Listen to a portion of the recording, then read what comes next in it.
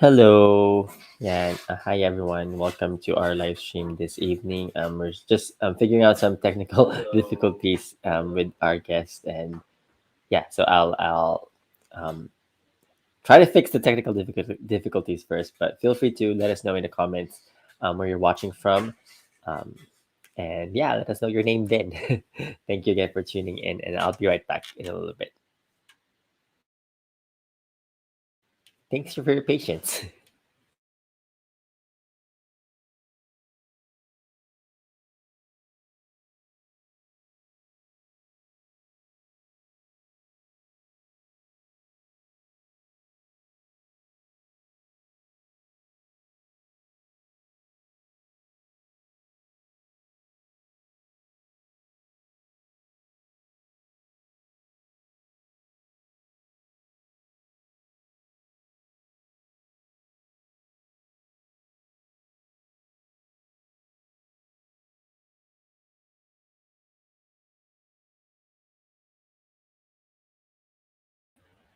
Hello.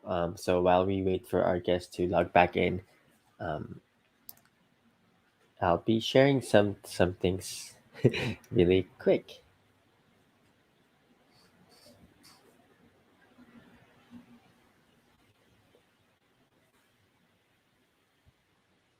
Oh, that's not it. Oops, wrong one.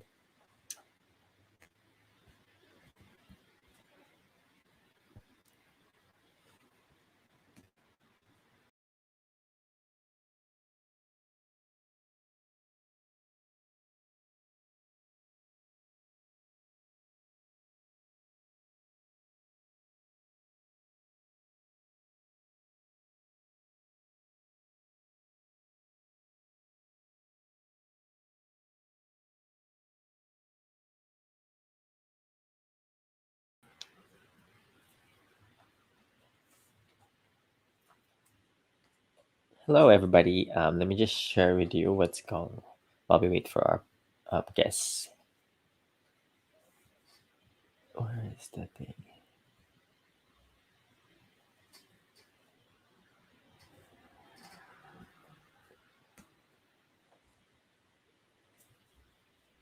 Sorry for the technical difficulties. It's my second time streaming. Last night was my first time.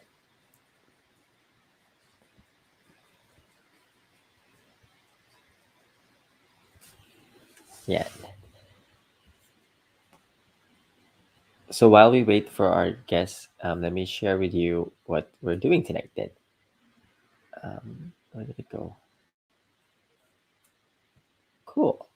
So yeah. So to this, just a reminder for those who are joining us this evening. I started live streaming yesterday, and this is a series of live stream to help fundraise for um, typhoon relief in the Philippines. So if you can see, I'm part of NAFCON. For those who do not know, I'm part of the National Alliance for Filipino Concerns. I'm the national coordinator for culture and heritage, and we have this ongoing Bayanihan response campaign to respond to the needs of our kababayans, our communities back in the Philippines, back in the motherland, who are experiencing difficulties this holiday season, especially during this typhoon season, where Typhoon Odette, a really bad typhoon that recently hit the Philippines just 5 days ago. So earlier today, just right before I started my live stream, I was at a meeting with NAFCON, with the National Alliance for Filipino Concerns, getting reports from our partners on the ground. So I'm just going to give you some numbers from the report that we got today. There's a total of 300,000, 376,000 and 719 people from the different regions of the Philippines that have been evacuated. There's an estimated of about 181,000 families or 706,000 individuals that have been affected by the typhoon in different barangays in the Philippines.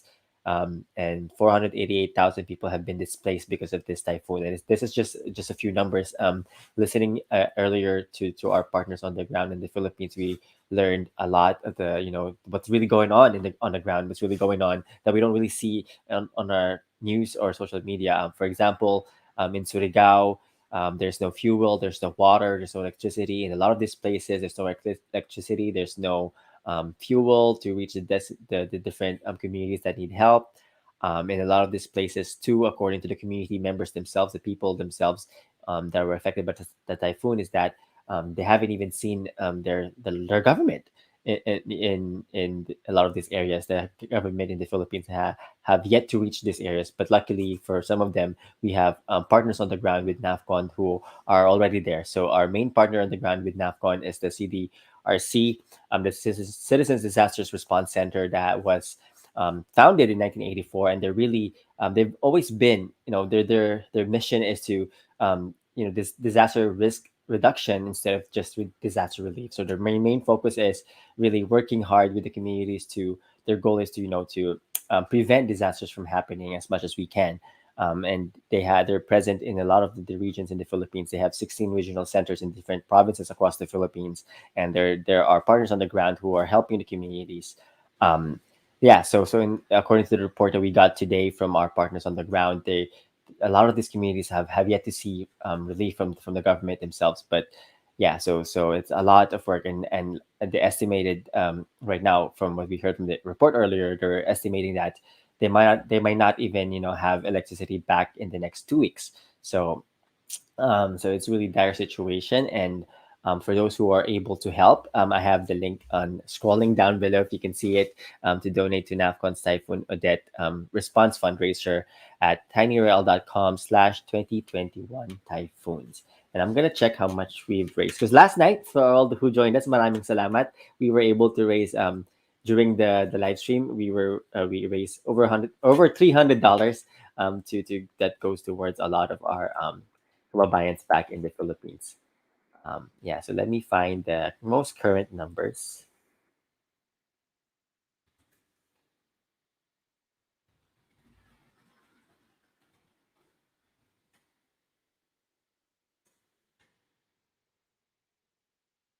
Yeah, let me.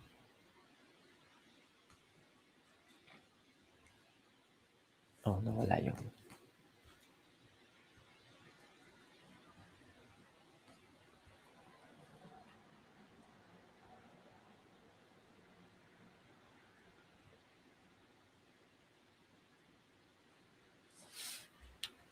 Yeah, and I'm not sure if you can see the actual numbers. Let me scroll down. You can see it, right? So right now so far we have $5,384.09 that we have on the website. So as you donate throughout this evening and throughout this week, that number is going to go up. So this is the live count. So far we have 5% of our goal of raising $100,000 for the families affected by the typhoons in the Philippines. So maraming salamat to everyone who donated, and if you can, please donate um, today. Donate right now. So I'll just read off some of the shout outs that we have on the comment section. Nasa na siya? Ayan. So, shout out to this amazing rapper ITM, who's currently based in the Philippines but from the Bay Area. So hello, thanks for joining. Um, hey, hello then kay Juan Antonio, watching from the Philippines. Last man.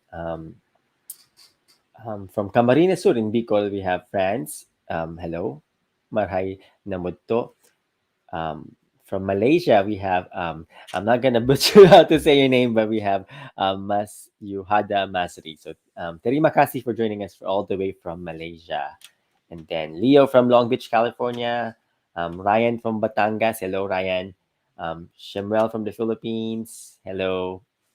Um, Gambit from Qatar. Wow, all the way to the Middle East. Renz from Batangas. Jem from Taguig. Jam from Taguig. Jam from Chicago. Um, Alfredo from Quezon City in the Philippines. And from my hometown, we have Juan Antonio from Angeles City, where I was born. Hello. And Aaron from Zamboanga del Norte. Wow. Yeah, and so shout out sa inyong lahat. Thank you for joining us. Um, let me just check on our guest speaker really quick.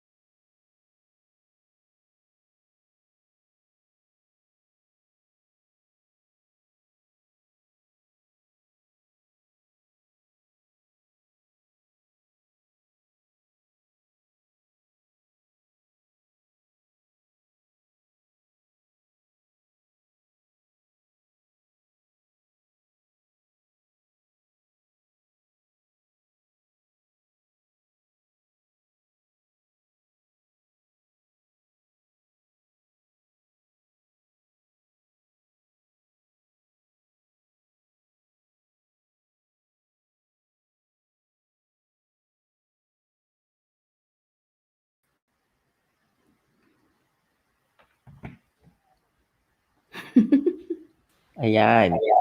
Hi. Yeah, I think it's working now. Oh my gosh. How did you make that happen? Bad. Sorry about that. Oh my, I was just Alrighty. making faces here myself thinking I'll never go on live because it's been 20 minutes of trying. And then I see myself and it's like, oh, okay.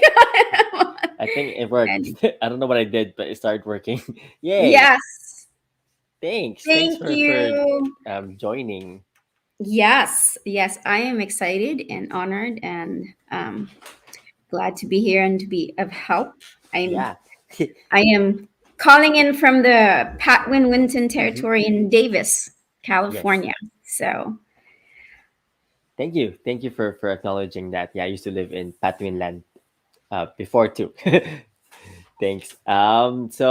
Everybody, let's welcome our guest speaker for today. My guest, special guest today, si Ate Justine Villanueva from Sawaga River Press, and I'll let her introduce herself some more. And yeah, let us know what you want to talk about.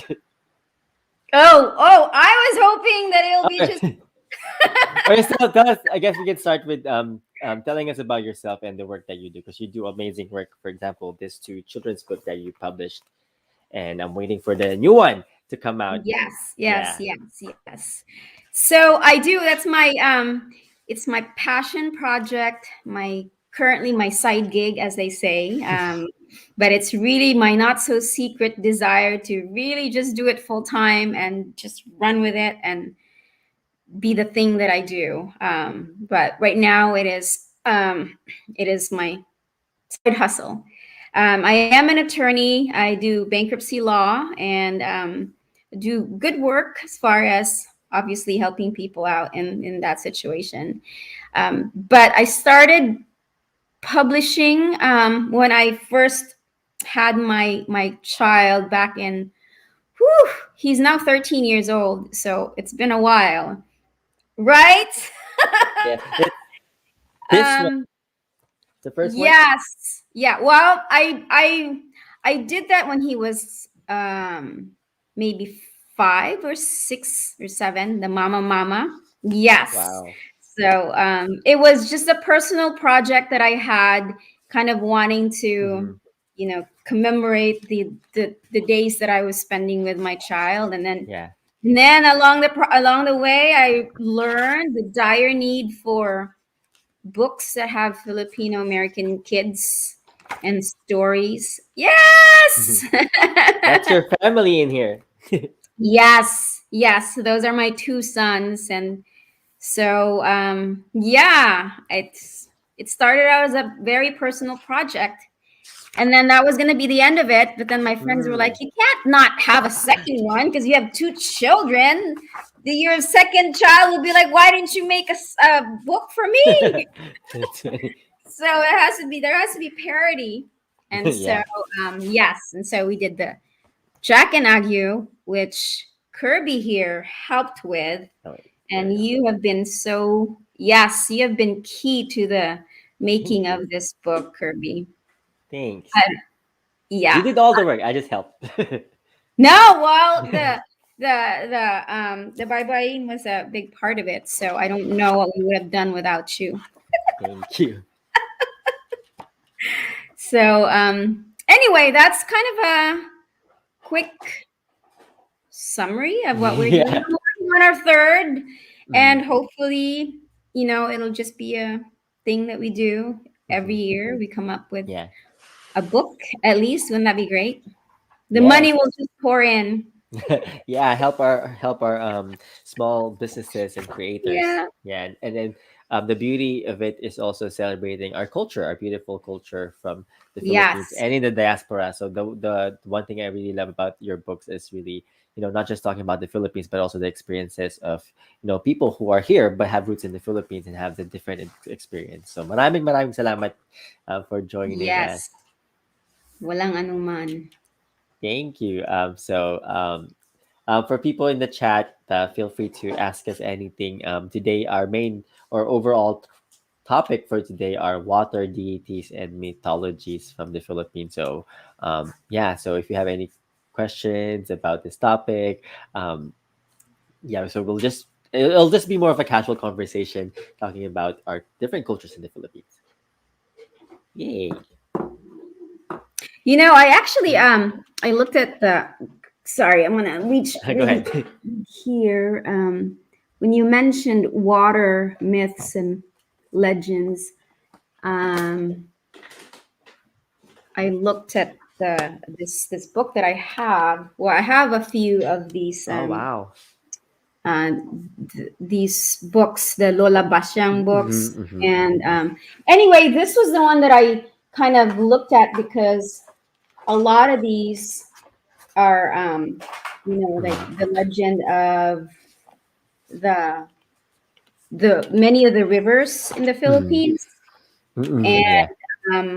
I think it begins with the legend of the Bohol Island, Mm.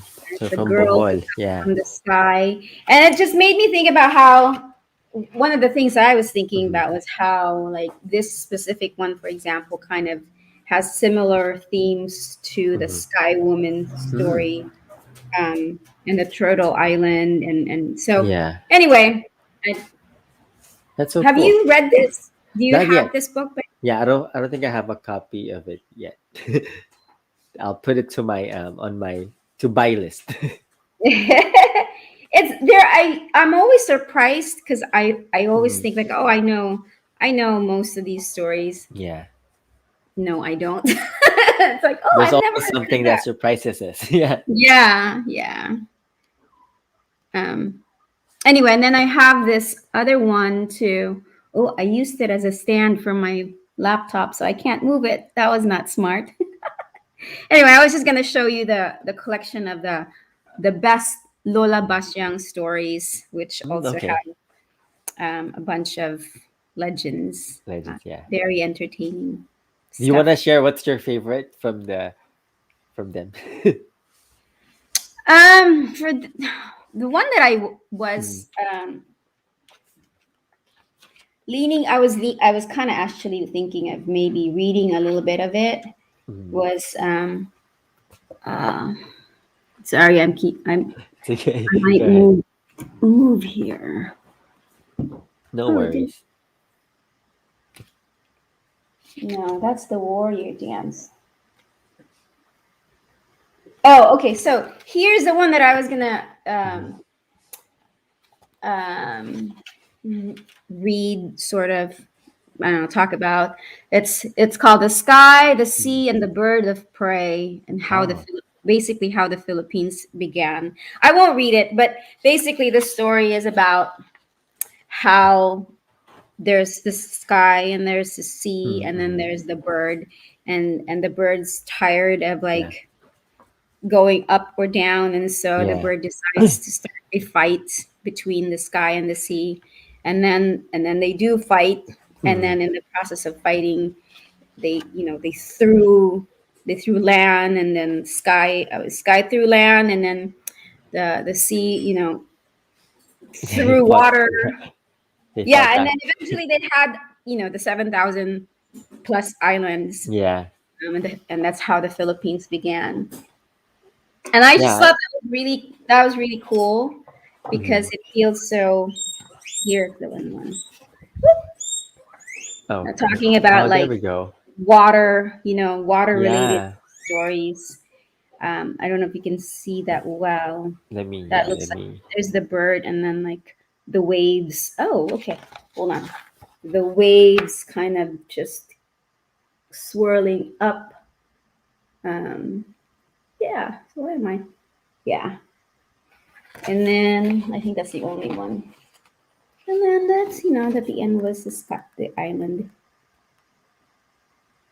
So I know we were talking about just um, focusing on the water, but I kind of also feel like it's really hard to focus just on the water. Like Yeah. you bring in water, you also bring in the sky and the stars and Yeah. the moon, all that stuff. So That's anyway, cool too. Yeah. We can talk about anything you want to talk about.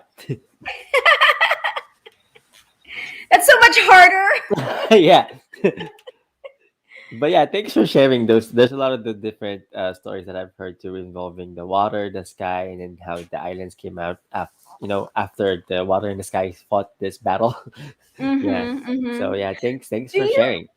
do Go you ahead. know where the one that I just read does Mm-hmm. not really specifically say Mm-hmm. this is, based in, it just says it's the Philippine Islands. So I Mm-hmm. guess it's a very general Yeah. story, but like most of the myths that I've read always Mm. like anchors itself to a specific place, Yeah. right? Yeah. And this is how the Bohol Island was formed, Mm-hmm. or whatever this Yeah. specific lake was formed. This one is just it's very broad, I feel like, and I was Mm-hmm. wondering if the stories that you've heard Mm-hmm. specifically anchor it to a specific place or no. Yeah, so I've heard different stories. I've heard this from, if I'm not mistaken, Tagalog mythology before. Mm-hmm. But there's a Mm-hmm. lot of different versions of how the islands came to be. And Mm-hmm. that again, that's the beauty in the Philippines. There's a lot of like different cultures and traditions, and so Right. different. There's like a what do you call this? Like a treasure chest of a lot of different mythologies. Mm-hmm. Talking about different things like the creation of the islands. I'll just share something from where I grew up in Pampanga. So one of the creation stories, or not creation stories necessarily, but how what the islands is in the Philippines, or the islands in pre-colonial Kapampangan oral traditions and mythology. The islands that we live in the Philippines are actually found on the back of a giant crocodile dragon. Mm. That is often known as Dapu or Indung Tibuan. Indung Tibuan literally means like the motherland, or motherland that you grew up in, or where you grew up. Mm-hmm. um, Mm-hmm. Mm-hmm. so that's really fascinating how our ancestors saw even the land itself as this water being. Right, So right, the right. spikes of the crocodile were the mountains and the islands in the Philippines. So that's just something I want to share. Um, yeah, Oh, I like that. yeah. Let me You know, set. I Go ahead. Go ahead. What were you oh gonna? I know I was just gonna say because I grew up in Mm-hmm. Bukidnon. Mm-hmm. We were up in the mountains. Um, the stories that I kind of remember as far as like where things came from and all that are almost always related to like the mountains, like Yeah. how Mount Kitanglad was born or was created. Um, so I actually don't know of a lot of water related Mm-hmm. myths. Um, and I keep thinking, oh, that's because we're up in the mountains. But I forget, like even up in the mountains, you have rivers, right? You have Yes. lakes, and Yeah. rivers, and so it still is very much dependent on a lot of waterways and Yeah. water related um, places. So Let me share a comment from Facebook from Jem. Jem said that I'm not sure if I'm off topic, but when I was a kid, I was hearing about this big golden fish they called Oro in Cagayan de Oro River, where it causes the earth to shake and it's hungry. So it's another mythology from Mindanao in Cagayan de Oro. yeah, Cool. So it's a big golden fish. Wow, that causes earthquake. or sometimes they say it's like the one that I remember Mm, is like a big crab that yeah. came out of like a volcano or something, and then Mm, it's a giant one, and then because it's so giant that it like causes the water to like this, not what's the word, just not mm, dislodge, but mm, so then that's how like the seas and mm, the mm. water came about. But yes, Cagayan de Oro. Yeah, thanks for sharing. Anybody else who Yeah. wants to share in the chat on Facebook or on YouTube, I'll highlight it if you want to share. Or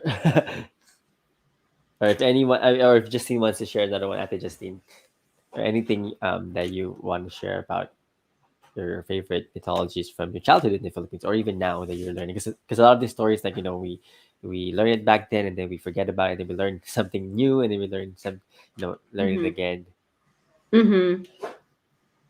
Well, for me, like I was saying, a lot of the stories I remember Mm, hearing were mountain related or yeah. um, but but I did grow up next to the Sawaga River. So the press Yeah, that I have, it's called Sawaga that's the River. name of the publishing. Yes.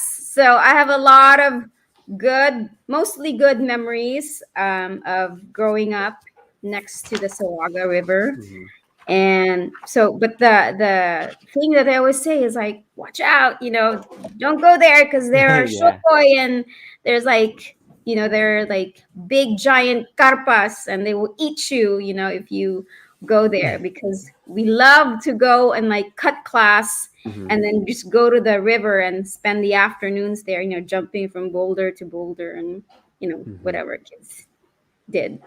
But yeah, I remember that that's like such a thing is like the shokoi will come and they Hmm. will like poke you with their, I guess, their trident. Yeah, yeah, that's so cool. And those big giant man eating carpas, Mm-hmm. watch out for those too. Those giant fish. The giant fish, I know, right? Yeah. I'm trying, I'm thinking about it now. Mhm. This is kind of hazy in my memory, but I am thinking also of like how some of the stories, maybe I shouldn't say this because I'm not sure if it's accurate or not, but Go I ahead. feel like I feel like part or some of the agyo, like the Hmm. epic, the Ulagian Hmm. epics Yeah, yeah. include agyo's adventure going down into the some underwater kingdom where there are like golden fish, golden carps. Mm-hmm. But I don't know if I'm making that up now, so I should probably like not be like this is the story of Agyo. So I'll leave it at Maybe. that. Yeah. I'll I'll look I'll into I'll it a let little you. Yeah, more. because it might be something that we can dig deeper too. Yes. Yeah. Cool. There was a question on, I guess, regarding your book. They're asking if it's going to be available or is it available in the UK? Um right now, no. So most of the international or outside of US Mm-hmm. sales have been um, going to Canada and Mm-hmm. um, gosh, I'm trying to remember where else I have sent. So the if anybody is interested, I guess I could check Mm-hmm. if there's a way I could get the books to wherever they are. Yeah. And then if it doesn't work out as far as like finding a distributor, then it might just be like a personal mail. And then I don't know. Mm-hmm. Sometimes the cost is very prohibitive, Yeah. Yeah.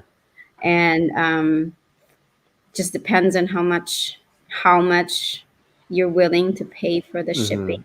Mm-hmm. Yeah, that's true. For small creators and publishers like us, it's hard sometimes to to reach Yeah, to the outside the US. yeah. I mean, I've done it before where I think I've Mhm. sent several books to New Zealand or Mm, wow. some other country, and I've just been like, you don't. I'm not gonna charge you for the book. I'll just send you the book as long as if you're willing to take on the shipping costs. Yeah. And then I've had people take me up on that offer. But yeah, it is one of the so-called disadvantages of Mm-hmm. going this way, going Yeah. small press way, and kind of going at it on our own. Because Hmm. That's why we need to support more people like us, so we can expand more. yeah, no, seriously, I'm always like, well, maybe there should be also more people Hmm. um, in those other countries doing this kind of work that we are doing here. So we're all Yeah. doing, right? Like we're all Yeah. doing the similar kind of work, but in different places. Hmm. So Yeah. I don't know. Well, yeah. So I hope hopefully that answered the question. So hopefully soon.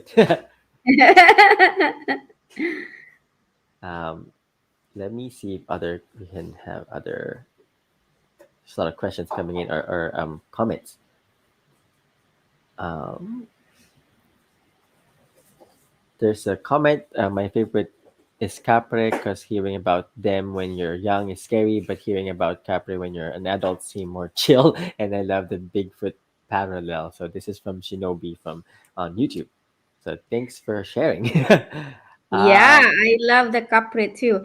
In my because mhm. because it's mentioned. I'm gonna very quickly go to my little page here. Yeah, Sorry, my laptop is a little weird, no wonky. worries.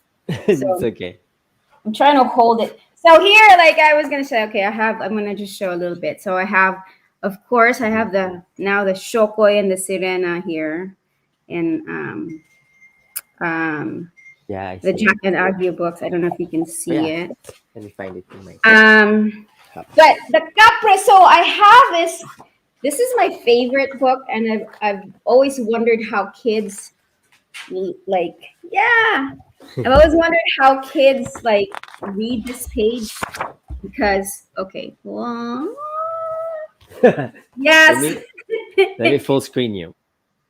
yes, thank you. So this is the page where we're talking about um the community riding on the Salimbal, which is the flying ship that takes them away from the so-called bad guys. Well, the oppressors.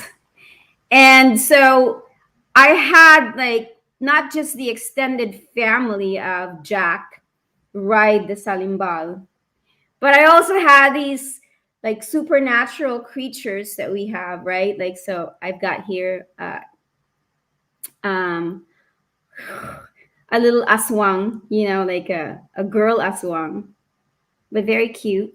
And then the diwata, and then the tikbalang right there, and then the capre right there, the chill with his cigar.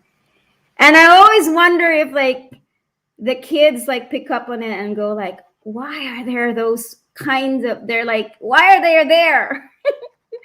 But anyway, I hope that they do notice it, and that I hope that a conversation happens when they pick up on it, and that it's kind of an introduction to some of our well-loved supernatural creatures, and gets them interested in talking, or in at least reading about, or finding out Yeah, more reading, learning more. So it's a older. good, even if deeper, learning more about um, these creatures. And I'm really happy that you put them all in one flying. Uh-oh, I lost you. I lost your I can't hear you. Oh, there we Oh, go. there. I Yes. accidentally turned off my mic. Oh, okay. But yeah, I'm You're saying saying you're happy I put them in the salimbal. yes, yeah. It's so cool to see them all together. Yeah, I There guess were my idea was like, mhm, you know, when we leave, we do bring them along with us wherever we go, right? Like we bring our mhm, culture and traditions and stories. We don't just leave yeah, them behind when we leave. So they make it to yeah, whatever place we go with us. So yeah. and I they're have also our kapwa in a sense, mm-mm, right? Like yes, we yeah, are related to them. So it's not yeah. just people kapwa, but Hmm. like just Yes, that's true. everything. Yeah, there's a question from Mia Valeria. Did you draw the illustrations yourself? They look majestic. So you can share more about the artist. No, I wish I could draw like Lenore. So our illustrator is Lenore Bontigao, and she is based in New Jersey, and she is amazing, not just as an illustrator, but somebody to work with. And she's actually um, also an author, and Mm, she just I think her first author book came out yeah. this year. Do Oh, you just you this know year. her? Was it this year in I October? I think her first book I came think out. so. Yeah, yeah. So she's so-called traditionally published now, and Yay. you should That's cool. follow her. She is amazing, and she has like, I think, three other books that are coming down in the next Mm, year or so. I mean, she's on fire. She's amazing. yeah. So I wish We'll, I knew. I mean, you just, again, you could look her up. She has an yeah, Instagram account. I'll add the links on the chat later and then the description later. So yeah, thanks for sharing about the artist. And you also work with other artists in Cebu, right? If I'm not mistaken, one of them is from Yes, Cebu. yes. So for our third book that's coming out, Mungan and her Yeah. Lola, our the illustrators are they're like a husband and wife duo, Mm-hmm. and they're based in Cebu. They're called Happy Garaje. Yes, I'm thinking Happy Garaje, and they're so like, I don't know what the word is for um, the illustrations that they do. Kind of whimsical, but also like deep. I don't Yeah. know. Anyway, Like check them out. yes.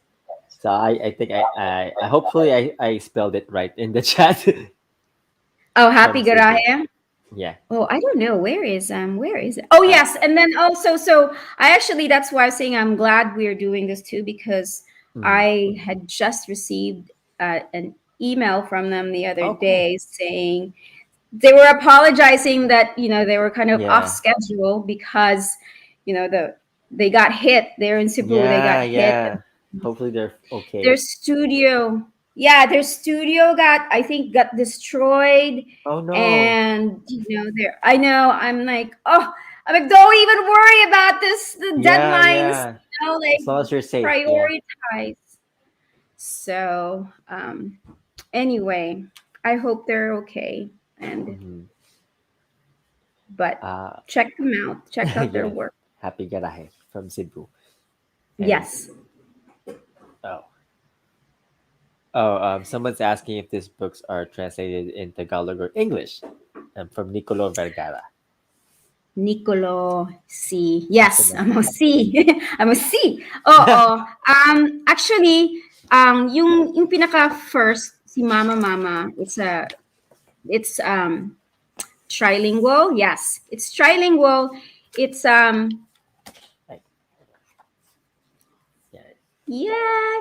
So it's actually translated on the actual pages Bisaya Cebuano, because that's the language that I speak. And then in English. So if you were reading the book, you will see English on the top, and then Bisaya at the bottom. Yeah. Would be easier. And yeah. And then in the very end, we give the translations to Filipino Tagalog, for people who are interested in, yes, in the translation of the whole thing. And then the other one, we're kind of we're kind of playing around with the way we can do translations. Hmm. So in the Jack and Agu, it's in four four languages. So we also have the Bisaya Cebuano, we have English, but we also have Binukid, which is the indigenous language of Bukidnon, where I'm from. So I don't speak it, unfortunately, but this is kind of my way of, Mm-hmm. like, bringing, tapping back into my roots, and hopefully also like just spreading the Yeah. culture and knowledge and appreciation of it. Yeah, there's Agu. And then at the very end, so what we did is that if you look at on the actual pages, you will see that we spot translated. So you could Mm. see like simple Like words, like yeah, say like love. mama or love. This one Yeah. says So for love. example, love, we say gugma, and then I think, what do you say? Pag-ibig or Pag-ibig mahal, or and pag-ibig, pag-ibig, yeah. And pag-ibig, and then gugma, mhm. and then of course love, and then in the at the very end we do put out all of the translations, the full translations, for everybody who's interested in Yeah, this is actually cool. reading. Yes. So So the there are first different column, colors. I don't know what the first column is. First column is, what is it, Binuk, Kirby? Binukid, yeah, and then the second one is in Bisaya, I Bisaya. think, and then the third one is Filipino or Mhm. Tagalog. Yeah, And cool. then yeah, so it's all there if you were interested in reading it. Yeah, And this then is really cool. yeah, and then the last one, the Mungan one, I think, Mhm. Kirby, we're gonna use a different approach to Ah, this okay. one. Instead of doing the spot translation, we're just gonna use it as like kind of like Taglish or Spanglish, where Hmm. it's just like one language but Yeah. mix and match of everything, right? Oh Like wow. it will be sort of like an approximation of somebody who speaks all four languages, right? Mm-hmm, Like mm-hmm. Yeah. somebody who speaks Bisaya, Binukid, and English and Tagalog, how would they speak it if Mm-hmm. it's like just interweaving? And yeah, So yeah. I don't know, I think it's kind of It's more natural. an experiment, right? Yeah, right. It's more natural. It kind of just like this is how you would, ganito tayo mag-speak. I don't know, mag-converse. Pag, if we know how to use Tagalog and then Bisaya and, Mm-hmm. and so anyway, that's kind of how we're experimenting with this third book. Yeah, so I'm excited That was a to long answer to your question, yeah. Nicolo. Yeah, that's cool. Excited to see the third book coming out soon. Yeah, and thanks for helping too with your Thanks. video and um, all that. Okay, there's a question from Key Gonzalez. What are deities that you think we somehow shared with our neighboring countries, like different versions of Kappa, Tikbalang? Do you know of any before I share what I know? Uh, No, I actually don't. okay, there's actually a lot. I'm not sure how to answer this question in a short answer because there's a lot that we share. It's fascinating when you go to or when you look at cultures in different parts of Southeast Asia. There's a lot of similarities. Like the Manananggal is a good example where there's a lot of difference. So Manananggal is Tagalog, um, Hmm.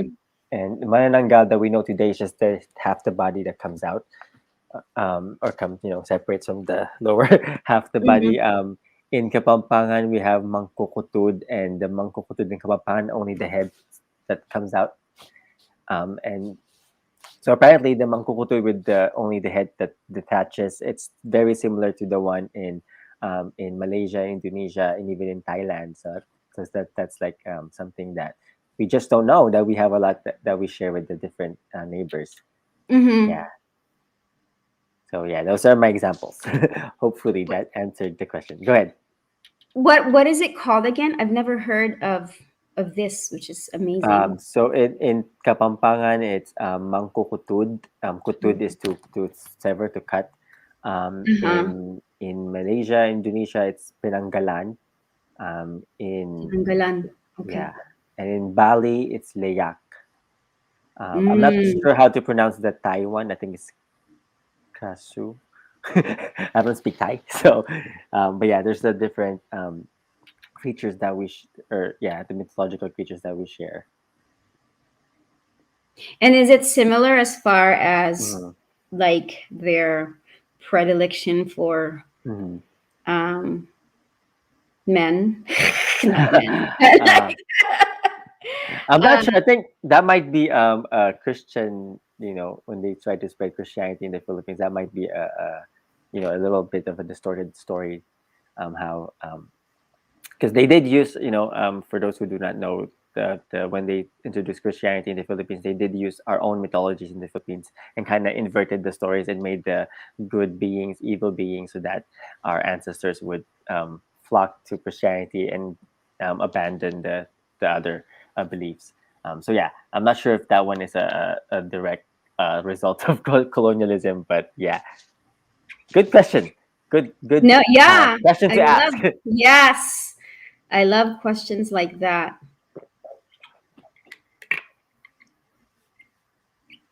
Cool. Uh, I'm trying to scroll through if there's a question that I missed, but feel free to share anything you want to share, Justine, at Justine, to our viewers. I mean, there's like a lot of things to share. I know, right? I'm thinking like I'm I was trying to actually gather Mm-hmm. topics today because I'm doing uh, Mm-hmm. a talk, sort of a presentation slash conversation with Dr. Robin Mm-hmm. Rodriguez Yeah. for her Liberation School. Is that what it's Oh yeah, called? yeah, yeah. And so trying to figure out like what I wanted to talk about. Mm-hmm. And there's just so much. Yeah. Think like, and I think like a lot of it kind of what I personally want to talk about is like the the the business of Mm-hmm. publishing and Yeah. how I don't let me Mm-hmm. rephrase that. Right. Go ahead. I guess if I want to put it in what people might say in a kind of like a jargony way is like I wanted to Mm-hmm. talk about the decolonization of Mm-hmm. publishing, um, because I feel that it is such an important work, but so undervalued by the community. Not Mm-hmm. Mm-hmm. clearly Yeah. there are clearly we need these books, and clearly there's Yeah. a lot of support for it. Like every time I go out there and like raise funds for these books, Mm-hmm. I get the support that I need. So I'm not Yeah. saying that's not the kind of support that I'm thinking. I'm thinking more like just an overall kind of um Mm-hmm. I can't find another word for undervaluing, but Mm-hmm. I don't know. Help me out here with a word, Kirby. Um, how to explain this? Maybe what I'm saying is there's not much support for it outside of our Yeah, community. outside the our immediate community, yes. So Maybe that's that's what it something. is. Like Hmm. we understand it because our community needs it, Yeah. but like as an overall kind of endeavor, there's not Hmm. much support for it, and like even like there's kind of hypocrisy. Like we talk Hmm. about, oh, we need diversity and equity in books and Yeah. publishing and all that, and we've been talking about diversity and equity in books for like For many decades, years, right? Like in the decades, yes. 60s, this is the same thing, and the Yeah. numbers haven't really increased, Haven't changed? Yes, that's true. right? And here we are again saying the same thing, Hmm. and I'm always like, I don't know, man, I don't know. So anyway, so part of what I was really wanting to talk about was Hmm. like, this is an opportunity in a way, like small presses like ours or independent presses like ours, community-based uh, publishing is really like our communities. Hmm. Um, yes, Yes. So yes, this is Eve. a comment from me. Rethinking how to spread knowledge without traditional publishing, the limits of traditional publishing. Yeah, and the thing is that like, okay, now you're getting me started here, Kirby. So let me just get Mm, this one out, because since I started this whole thing about traditional publishing, and like it's not just the publisher mm, presses, but it's like all the other stuff, all the other things that come with it, like like the other gatekeepers. Like for me, yeah. one of the things that I really got me frustrated with this Jack and Agu is that I sent it out to the Kirkus reviews Mm, for them to review it, because they have this whole thing about like, if you're a small press, if you're an independent press, one of the ways you can gain a foothold into the bookshops and uh-huh. all that is to get our reviews, right? Yeah, Because yeah. right, like that's how you I don't have the backing of a big traditional publisher to vouch for how It'd be good hard, my yeah. work is. So then we have the Kirkus reviews. So, I send them my hard-earned money. It's not even, I mean, it's Yeah, expensive. it's It's like expensive. Yeah, almost $400 to get a review. I was yeah. like, whatever, I'll do it. And they declined to review it because they said it's not in Hmm. English. Oh, wow. And I So was like, what you talking that's about, people? problematic. Right? Like, what do you mean this is not in English? Read it. It Yeah, is in English. It just has translations to other yeah. languages. And so I offered to say, well, if you don't feel comfortable, because they said they can't vet the other languages Mm, because they don't speak it, whatever.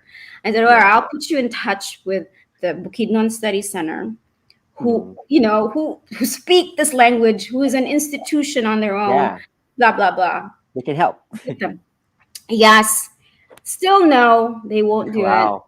That's so. And then I said, well, can you just maybe review the English parts, the one that you Mm, understand, right? just Still a so. no. And Mm, so, I mean, they returned my money, so yay, that's good. at least they But returned it. I was like, you're crazy. Like, you talk about, being able to, you know, fight against diversity, and this is like Hmm. gatekeeping at its, finest, right? Like, Yeah. I don't know. I don't know. Maybe I'm sour grapesing, whatever. It's valid. Yeah.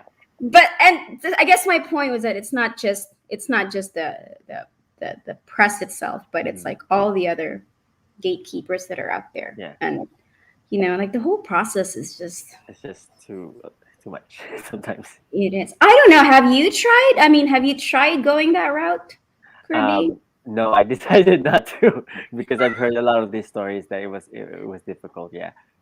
So. Yeah, I know. And sometimes you can't help but like say Mm, like, do I not just have the right talent, or right there? Am I not yeah. just talented enough, or like, Yeah. It like if I takes a lot just of keep toll. Yeah. at this, I don't know. It's like the advice is like just keep at it, and one day you will get that. This is Mm, like you will get published. You will find an agent that will click with you, and yeah. maybe that's true. And so maybe I'm just like it's not being persistent enough. Different. In Different the meantime, experiences for I'm different people. Yeah. what? It's just a different experience for different people, I guess. I think so, and Yeah. I think that for us, for like for our community, the need is dire. Like if I had Mm, waited, if I'm going to wait until yeah. I get traditionally published, my kids would be if I even get to that Older. point, right? Like Yeah. my kid would be 30 years old. I'd be like I don't know how old I'd be by then. Mm, And we just don't have the luxury of waiting, when mm, clearly we can do this on our own. yeah. um, we just need to define Mm, success for ourselves and like yeah. tap into our community who's Yeah. clearly there. Yeah. The community is out there ready to support. Yeah, yeah. So anyway, man, you got me all ranting here. I Thanks thought for I'd get sharing your back experience, though.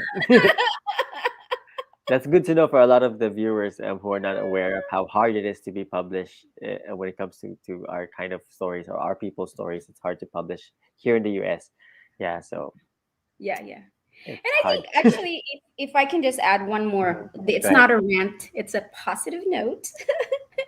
I think that what I've really learned most so far from this hustle is feeling that the story, my story, which is by extension our community's stories,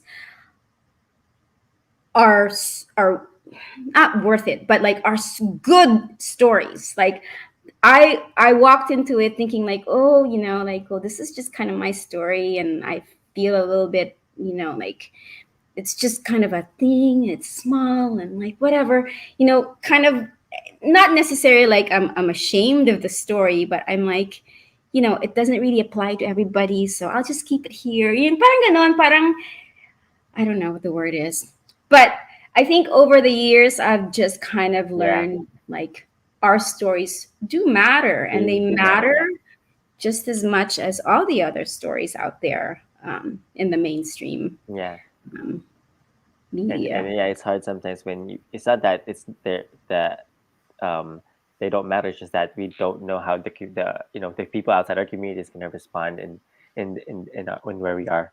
Yeah. So Yeah, thanks for yeah, sharing. Yeah. That's yeah. Well, you probably are also doing that too because you've published now mm, what? Aren't you working on a second one? a third one. A Yeah. third one. Yeah. How So did I third miss? Which one is third. the second one? I have your I did this one. I was gonna send you this one actually. yes. So I did this one over. Oh, So this is more of a. I did more of a easy to read book instead of like a very analytical, critical, yes. academic book. So this is more of a fun read on how the Tagalog and Kapampangan people, um, Mm-hmm. yeah, how they revolted in 1588. And yeah, there's a lot of things about the different social classes too in there, and I have some chibi art. Yeah, but yeah, and then there's a coloring book version of that book that I was gonna send to your kids. Yes. Yeah, so I'll send it soon.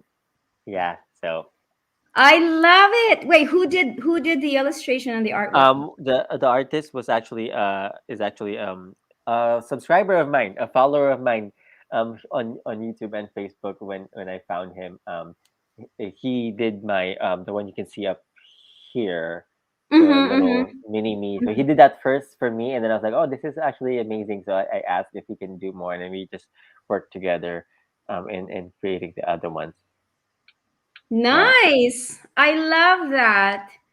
Who is that? Like a Yeah. collaboration between Hmm. you, like somebody who's subscribed to your Yeah, yeah. So thing. yeah, yeah. So it's cool how it worked out. I really think too, I have this Yeah. firm belief that children's stories are like Mhm. one of the major ways that we Mhm. could affect change, Yeah. right? Like catching our not Yeah. catching our kids. It sounds so full of agenda, but like Yeah. like offering a different kind of Uh-huh. narrative. Mhm. Um, and I listen to the stuff that my kids are now Mhm. 13 and 10, and they're like steep in the whole Marvel universe. Yeah. They know who's who and all that stuff, and I'm just like, man, like you don't know it, but it's all subconscious, and it's all like as a storytelling, but like Mhm. that's the values, the Marvel universe values have totally you know seeped into their Yeah. brains Yeah. now, right? Like it's all about war and Yeah. That's true. Destruction. destruction, Like always right? something exploding. Mm-hmm.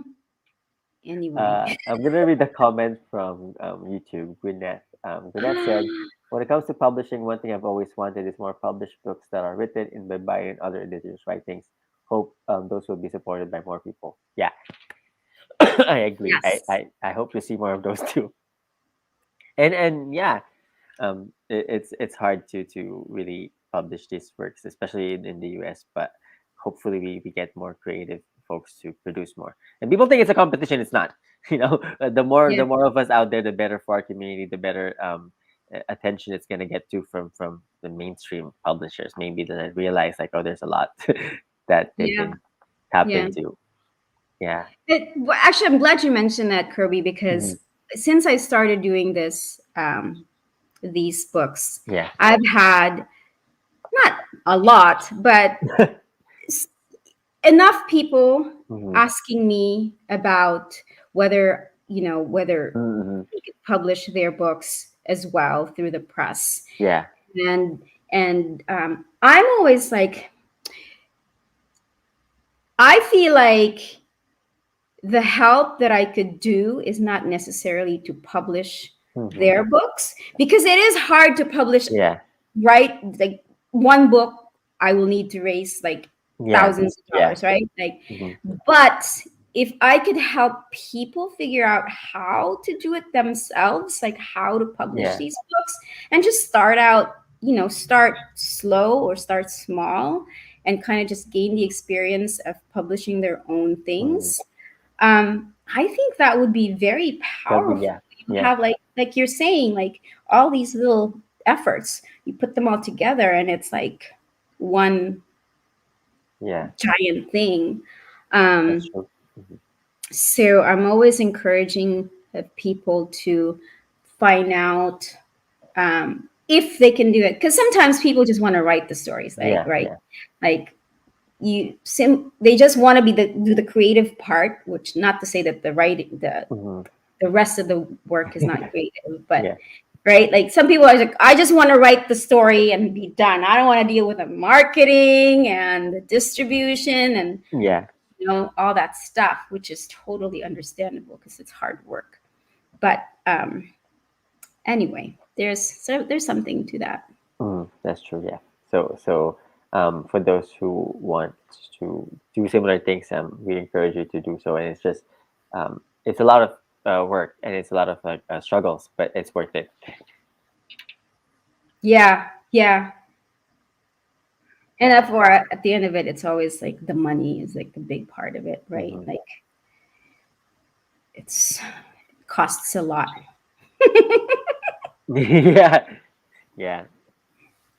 Also, it costs a lot if you have to pay more people. Like Yeah. for me, because I don't illustrate, I have to find an Hmm. illustrator to help. Yeah. But there are, I mean, if you are one of those people who can write and then Hmm. illustrate and know your art design Yeah. work, that takes care of a lot of the overhead as far as the creative services fee, Yeah. right?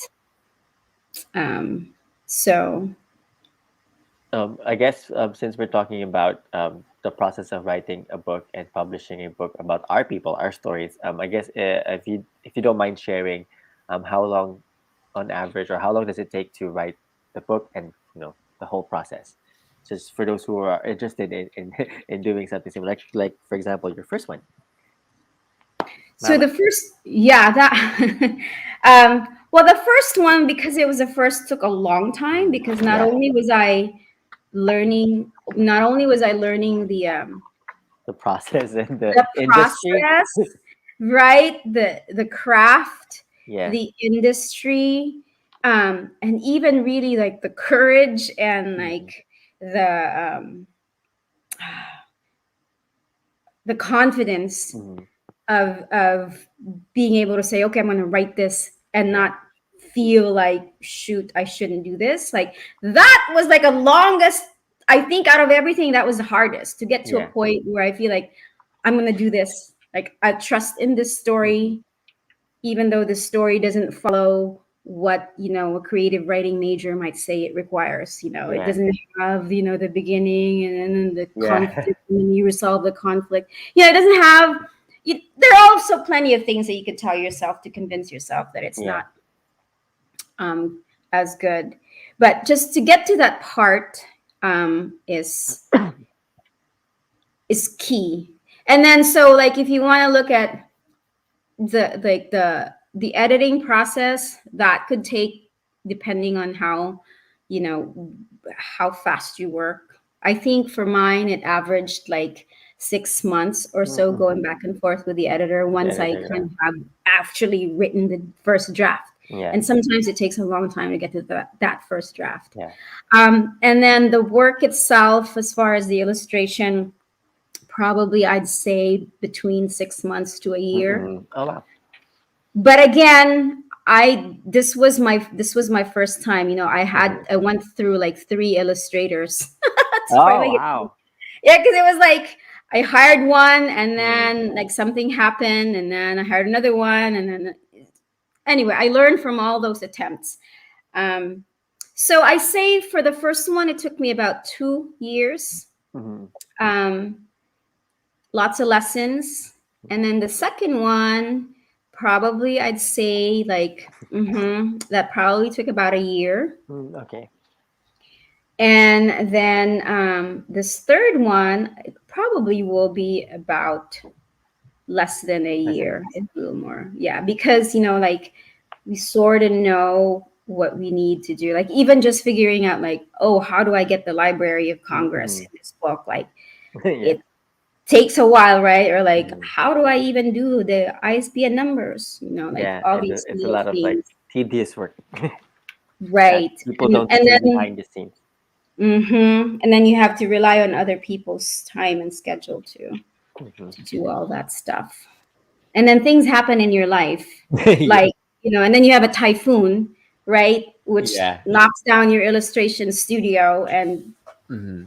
It it's a lot. yeah.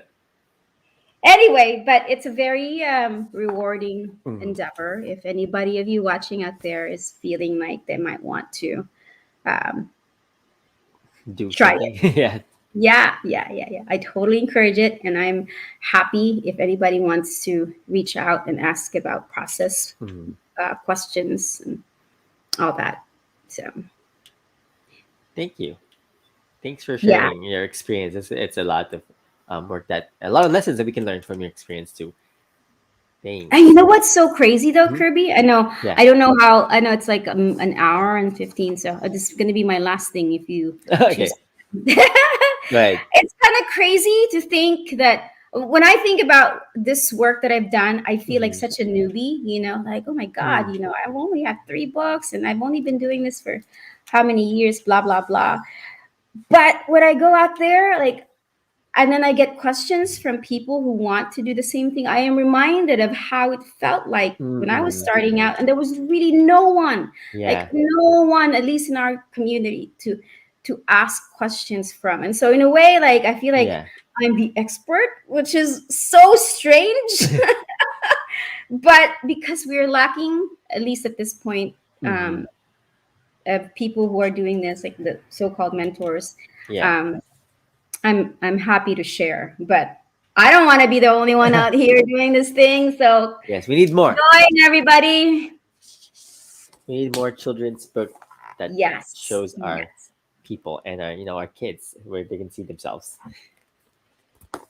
So it's getting a little late. And if you want to share anything else before I ask my last question for Ate Justine, and if folks have questions too from the comment, you can probably ask a few more. Um, okay, I'll just ask my question for Ate Justine Villanueva. How does you practice? Oh wait, this is actually a comment or a question from my partner Yi earlier today. She wanted to ask how does she practice keeping culture alive and who did you learn from? Whew, that's a big one. Because there's many Mm-mm. sources, right? Like Yeah. I think my kids, I learn a lot from Mm. them. And I always, when I think about how I got started in this path, Mm. it was because I became a Yeah. mom, Yeah. and that really jump started. Well, I shouldn't say it jump started. I think it like made it more clear that I needed to Mm-hmm. do this thing, right? So prior to having kids, I was in a way, here's the word again, decolonizing by Mm-hmm. virtue of Yeah. my efforts. And that was partly because, I came here as an immigrant and I had to like reset my brain Yeah. Yeah. in a different way of living because I'm now in a different It's a different. space, Yeah. Yeah. right? And so that process of, even though I didn't know it then, decolonizing intensified when I had my kids. And all of a Mm-hmm. sudden, it mattered more to me to know what my roots were, where Mm-hmm. my roots were, and Yeah. how then to pass on, my ginikanan, which is translated Mm-hmm. to where I'm from or parents, or like basically Yeah. your Your origin. roots. Yeah. Yeah.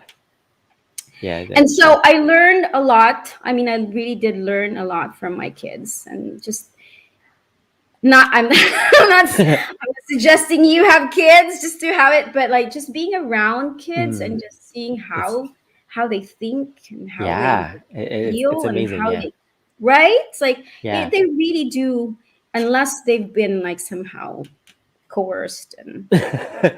changed already by the way we teach them. That's Hmm. another topic I don't want to get into.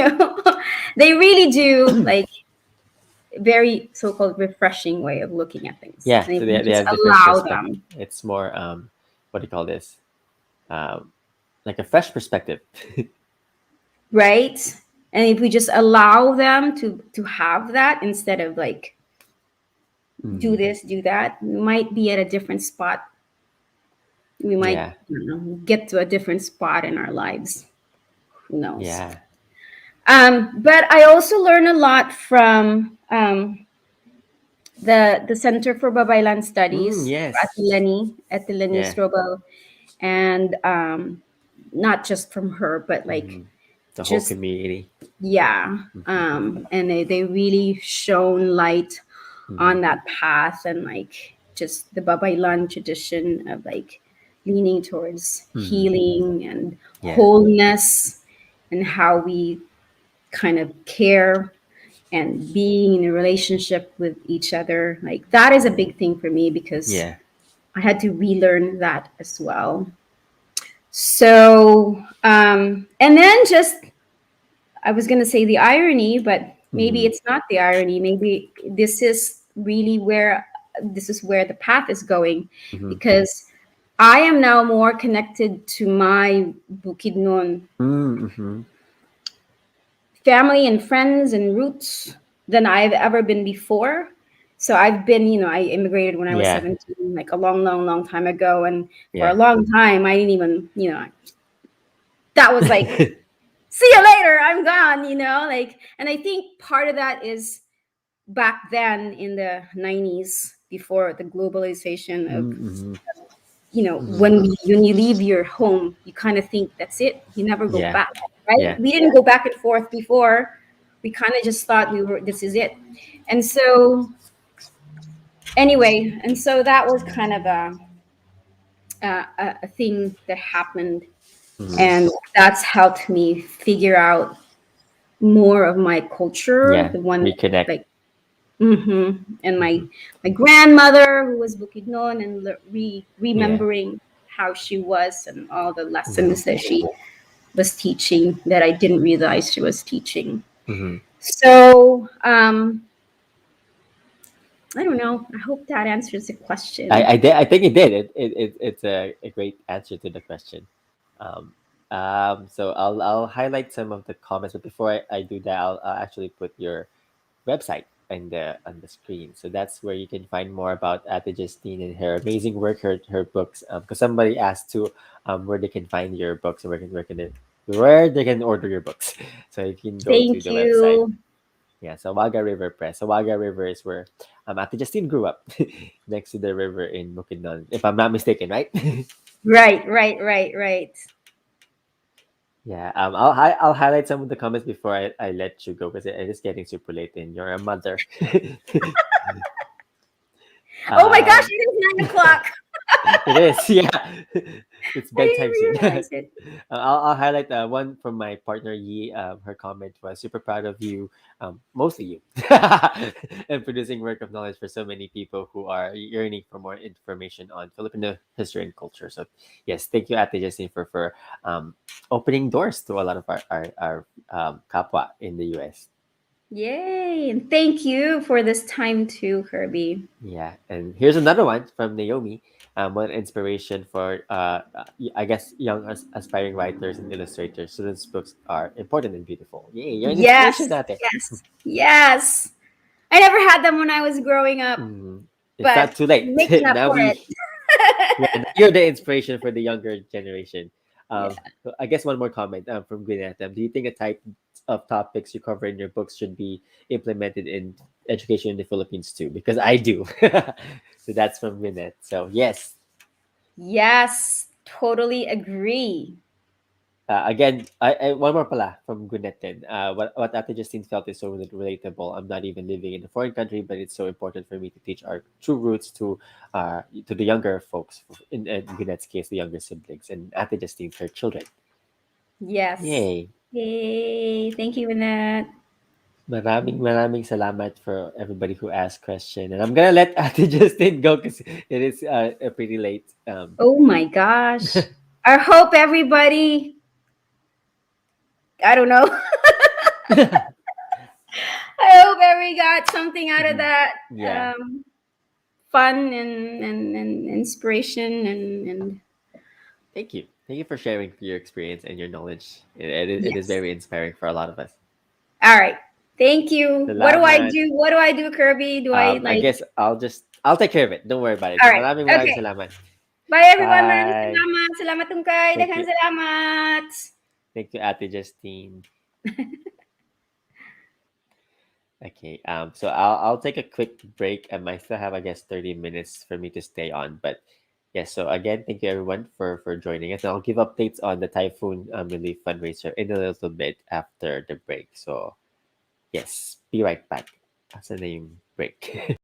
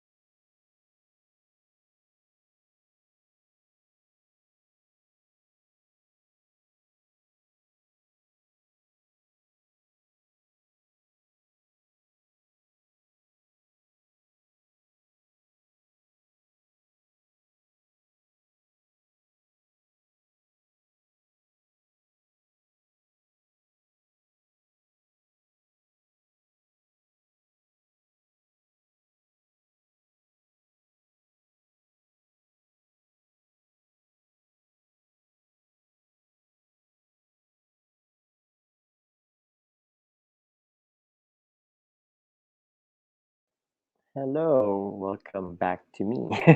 Hold on, I don't know what happened.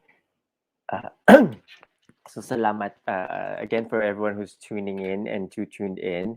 We just ended our chat with Ate Justine Villanueva, author of this amazing children's book. Um, she wrote about her children and published here in the US. And it's really amazing how we can have these books available here in the US for our children to see themselves in children's books. It was a very inspiring chat about publishing and her experience as a publisher and author. Creator in the US. So thank you for the questions that came in earlier. We weren't able to go through all of the questions. Ate Justine is a mother, so it is late for her. So we had to let her rest, and maybe she'll come back in future live streams to talk more about other things that we can talk about.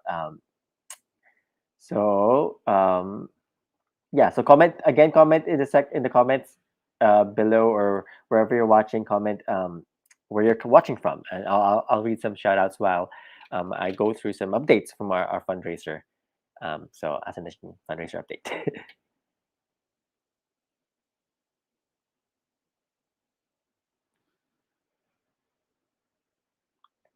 Ayan. So today's live stream, as I mentioned, yung live stream natin today and yesterday and tomorrow and maybe Thursday too, and next week will be it's a what do you call this? It's a fundraiser, a live stream fundraiser for the communities affected by the typhoon in the Philippines through NAFCON Bayanihan Response for Typhoon Odette. And you can donate today at tinyurl.com/2021 typhoons. There's actually a QR code that I forgot to put on the screen, but maybe tomorrow I'll put the QR code so easier for other folks to donate. So yeah, you'll also see the link in the scrolly thing below 2021 typhoons, um, um, where to donate, and it's also linked in the video description below. Excuse me. But good or good news updates muna. Um, what do you call this? Looking at the updates from the website from NAFCON, NAFCON's live count of the donations, we are now when we started the live stream today, it was $5,348, but now we are at $5,748. So maraming salamat sa lahat ng nag-donate to everybody who donated to our fundraiser for the communities affected by the typhoon in the Visayas. Maraming salamat. Can you hear me? Because I can see my mic was off. But yeah. So again, maraming salamat. So within the last hour, we were able to raise for NAFCON $400. So we beat yesterday's record of $308. Yay! So again, maraming salamat sa lahat ng mga nag-donate. And I'll what do you call this? I'll answer some of the questions in the chat in a little bit. Yan. Yan. Maraming salamat. Okay, let me scroll through. There's a lot of good questions that we missed earlier that I'm still going to try to answer before we go tonight. Oh, so shout out muna. Gwyneth from watching from Cavite while eating lunch. Hello. Thank you. Yes, we raised a lot of donations. We have Liam from Minalin, Pampanga. A lot of my roots are actually from Minalin, the Tayag clan of Pampanga, or my branch of the Tayag clan were the Datus in Minalin back in the day, in what we used to call Tabungaw. Yeah, so shout out sa mga taga Minalin, kabalintaking Minalin. Shout out kaya kayo mayapit ka panapon. And we have Joseph from Tondo in Manila. Thank you for joining. Tondo is the subject of my book, in this book. So, shout out sa mga kababayan natin sa Tondo. Thank you for joining.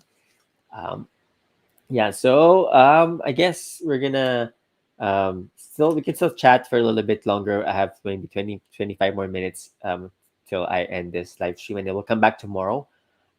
So for those who, because a lot of the questions actually today were about Bakunawa. So a lot of the questions on the YouTube comments, on the Facebook comments that were coming in, they were asking about Bakunawa, and that's actually the reason why I did not ask Ate Justine earlier is that Bakunawa is the subject for tomorrow's live stream with Ate Ligaya. So we'll learn more about Bakunawa and other related mythologies tomorrow. So stay tuned again tomorrow. But tomorrow will be a little bit early. Instead of 8 p.m. Pacific or 12 noon in the Philippines, it'll be 6 p.m. Pacific, 10 a.m. sa Pilipinas with Ate Ligaya. Because Ate Ligaya is based in New York, so it's a little bit later for her. So if we go a little bit later, it will be too late for her. Yeah. So again, thank you. Zujay is watching from Davao City, Mindanao. Yay! So Ate Justine, our guest earlier, is actually from Bukidnon, Mindanao. So we have kababayans everywhere. Let me just drink water really quick. And yeah,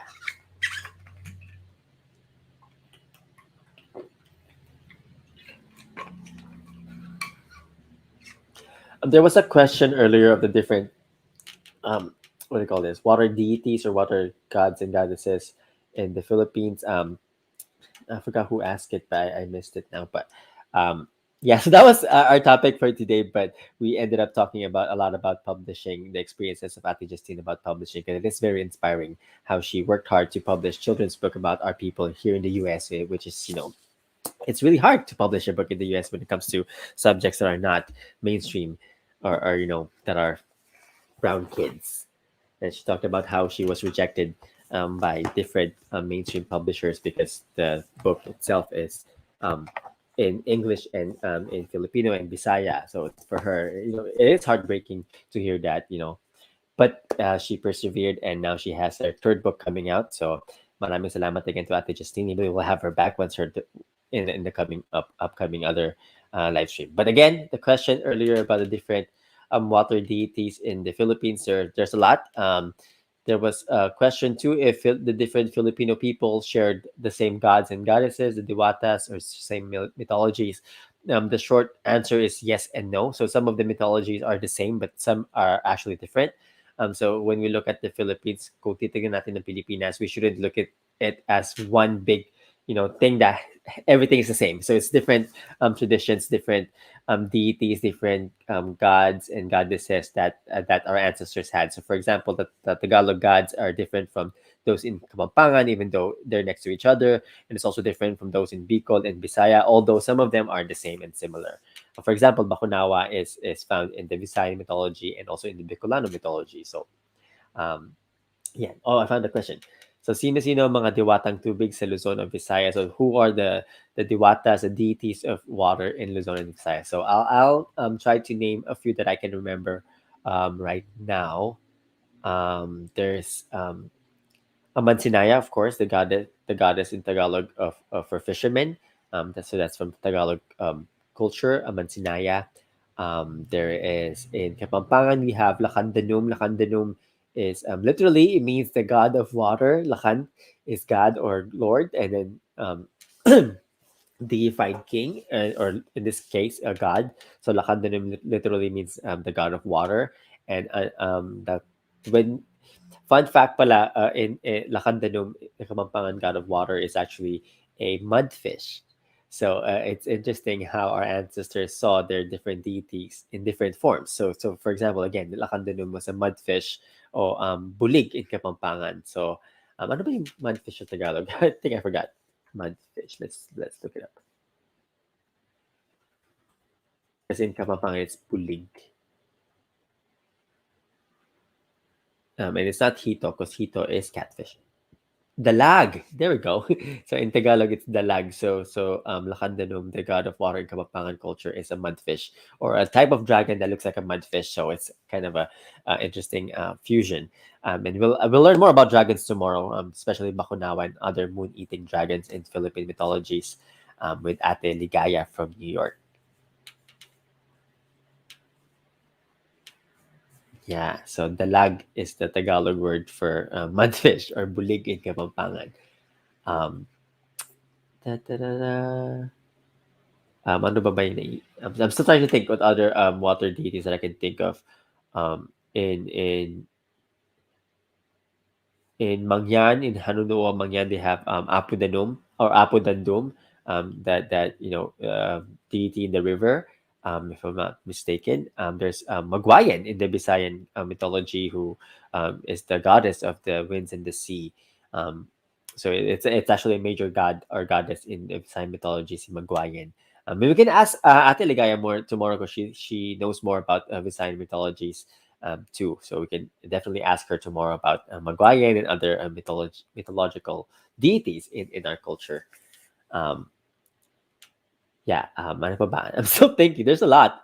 Even again, I mentioned to Ate Justin Kingdom when we were talking about the different creatures in Kapampangan culture, or the islands of the Philippines, or Pampanga or Luzon, are actually found in the mythology is the back of a giant crocodile-like dragon that is known as Indong Tibuan or Dapu. So that's another creature in or mythological giant being in Kapampangan culture that I can think of right now. Marami. Actually, a lot of Filipinos are familiar with the shokoy. Shokoy are these scary. Now we think of them as the scary what do you call this? Scary beings that you know you should be careful of because they would capture you and bring you in the depths of the ocean and you can never come back. Um, but there's actually pre-colonial roots to the shokoy, and I'll share some of what I know in Kapampangan mythology.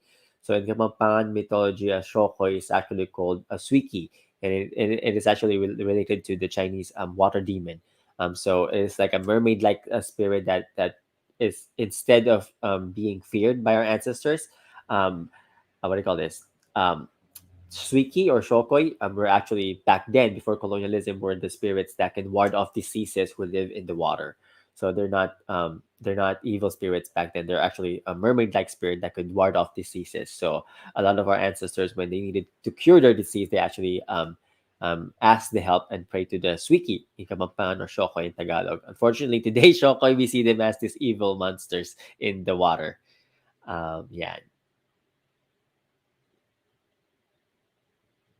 I'm not sure what happens to the water, or I've never been dragged under the water by a Suiki or Shokoi, but yeah, a lot of them drown. A lot of them get lost in the world of the underworld in the water. um, yeah. So Oliver's asking too, is she?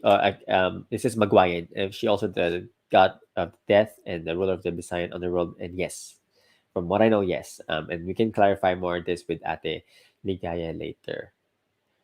And we have a question from Nicolo Vergara. Ang salitang lakan po ba ay wika ay po ay sorry, let me backtrack. Ang salitang lakan po ay wikang ano po ba? So what language is the word lakan?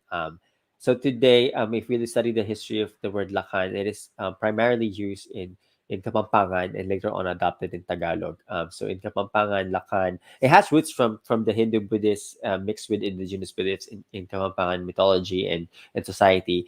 But Lakan, if you've never seen my other video about Tatu Lakan and Raja, Lakan is in different contexts, it means different things. So in mythology, it means the gods and the goddesses, the dewatas, that our ancestors believed in, like Lakan Danum, the god of water, Lakan Nilaw, the god of brightness, Lakan what do you call this? Lakandanop, famine and hunger. There is Lakanapi, the god of fire. So there's different. Lakan is generic title for gods and goddesses. And then, in a political sense, in our pre-colonial society in Pampanga and Central Luzon, in actually not just Central Luzon. Kapampangan used to live not just Central Luzon all the way to Southern Luzon back then.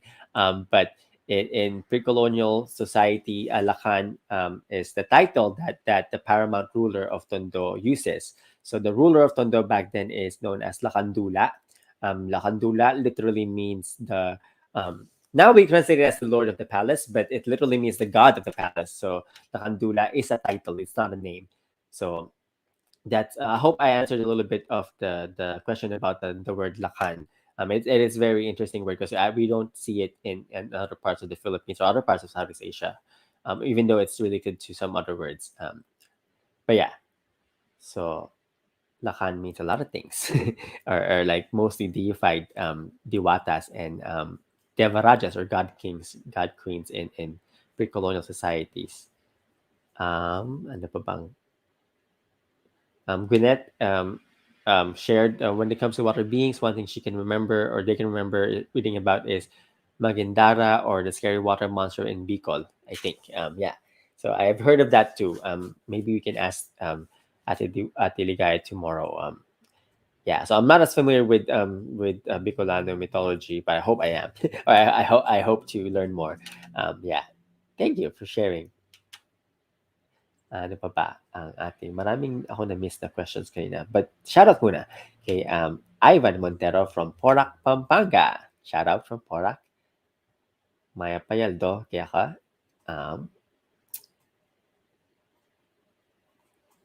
Um, yeah, so if you want to shout out, let us know in the comments where you're watching from.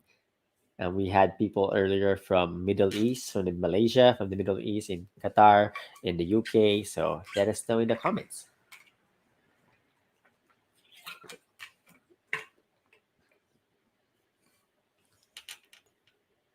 Um,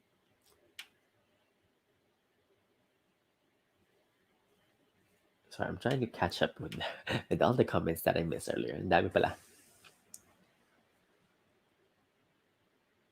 Nicolo commented, I'm finding all these Philippine stories to make my own, inspired by those and promote our nearly forgotten and totally forgotten cultures, traditions, legends, folk tales, and our handicraft. So thank you. Hope I wish you the best of luck in your projects. So yeah, we need more creators that takes inspiration from our own culture, because most of the time a lot of the things we see in the mainstream are inspired by other countries, by European mythology, Greek mythology, but we have our very rich mythology and culture in the Philippines. Yeah,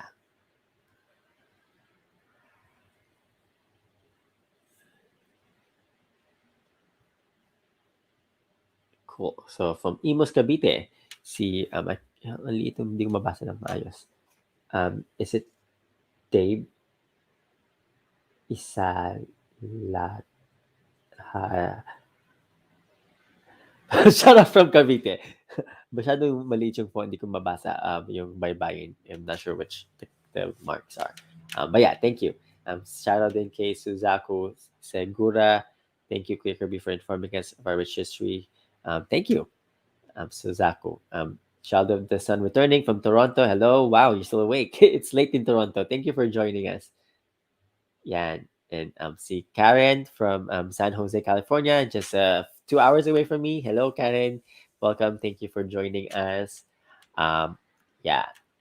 So for those who are joining us, again, we're doing this live stream to fundraise then for our folks who are affected by the typhoon in the Philippines through NAFCON's Pioneer Hand Response to Typhoon Odette.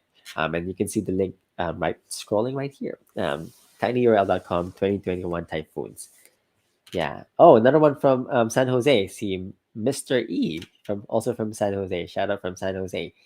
Neighbors with Karen. Shout out then kay um, Katha SJ from Dubai, UAE. Thank you. Thank you for watching. Yay. Um, yeah. What is it? Tama. Dave. Yes, Dave po from Imos Cavite. Yes. Thank you, Dave, for joining us. Thank you for clarifying how to say your name. Salamat. I have a few more minutes, so go ahead if you want to ask any more last minute questions. Reminder, tomorrow's topic is about Bakunawa and other dragon-like creatures in Philippine mythology with Ate Ligaya, um, from who is also known as the Pinay writer. So back in the day, if you're familiar with Tumblr, there's this famous Tumblr page, Tumblr blog called Pinoy Culture, and that shares a lot of pre-colonial traditions, history, and oral traditions and mythologies from the Philippines. And it was actually Ate Ligaya's blog. So if you're familiar with Tumblr back then, Pinoy Culture, it's Ate Ligaya. So that was a very famous Tumblr blog back in the day. So Kiko Cruz is asking, why is it that we have limited references for our local mythologies? Thank you. I find your channel very important, informative. Keep it up. Thank you, Kiko, for asking that. It's hard because a lot of our traditions, a lot of our mythologies have been passed down orally by our ancestors. So a lot of this were passed down through storytelling, through different oral traditions, but and what do you call this? So our traditions for over 1,000 years have been very based in oral traditions. So sadly, a lot of it were not recorded, especially during Spanish colonialism. When they recorded our stories, they kind of distorted a lot of it to fit the narrative of how they conquered the Philippines, or what they wanted the Philippines to be, as a Spanish colony. So a lot of the stories were kind of distorted. So a lot of the stories did survive through oral traditions, but yeah, so that hopefully that answered the question. There's no short answer to the question, but there is limited available references. But actually, I'm not. What I'm trying also to say is that it's not just, or I'm not saying that kulang or konti lang or just very little resources that is out there. There's actually a lot of resources. It's just not, a lot of them are not accessible. There's a lot of resources that are still around, but they're not accessible to people. So right now, people would just go on Google, look at things up on the internet, but sometimes the vast majority of resources about our culture and traditions are not found online. So you have to really do your field work and ask the elders in the Philippines. So a question from Nicolo Vergara: where can I find libraries that's full of Philippine literature? One of them is the Philippine National Library that is located in Manila, in the Rizal Park. There's If you're from the US, UC Berkeley has a huge collection of Philippine books and topics, and same with UC Davis, where I went to college. So there's a lot of different libraries that actually have a lot of collection about the Philippines. It's just that some of it are not accessible to people, like I mentioned earlier. But yeah, there's a lot of libraries in the Philippines. If you want to learn more about Kapampangan culture and tradition, visit Sinupan Sing in Angeles City. They have their own library that talks about the deals or focuses on Kapampangan society, culture, and traditions.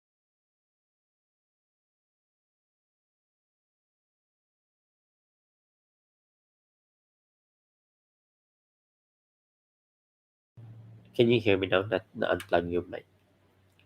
Cool. So, Mr. E, I also graduated from UC Davis before I went to San Jose State. Yay!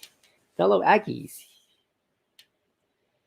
Um, Jeff Palmer, Texas is sharing, I guess. AUF, if I'm not mistaken, you're talking about Angeles University Foundation in Angeles.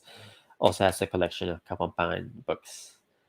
Um, yeah, so there's also the Center for Babaylan Studies in the US. If you want to learn more about healing practices and spirituality of our ancestors, that is still practiced today.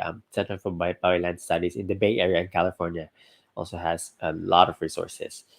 Ano pa ba? Um, there's a lot of centers across the Philippines. There's a center for Kapampangan Studies in Holy Angel University. There's a center for Pangasinan Studies, if I'm not mistaken, in Pangasinan. Um, um, yeah, so there's a lot of different centers and libraries across the Philippines um, for example, there's the Cebuano Study Center then in the University of San Carlos in in Cebu that really focuses on the Visayan culture, society, history, and traditions. Yeah. Olivera or Marco Angelo Olivera is asking, Kirby, are you going to continue making your Tracer reviews? Yes. So I wasn't able to finish my Tracer breakdown and reviews, but I'm planning on continuing it next year. Yes. Joshua is asking, do you have or plan to do a video on Philippine marriage traditions throughout the years? That's a research that I'm still doing. So once I feel confident enough to share more of what I know, then I'll probably for sure make a video, or plan on making a video on the different marriage traditions, because it's again, the Philippines is very diverse, so it's like different traditions per part of different ethnicities in the Philippines. So I am still digging deeper, but yeah, hopefully I get to do that sooner than later. Thanks for the question.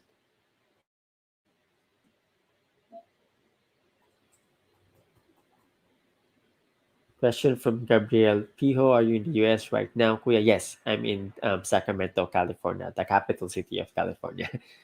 I used to live in Davis, just not across the street, but 30 minutes away. Yeah,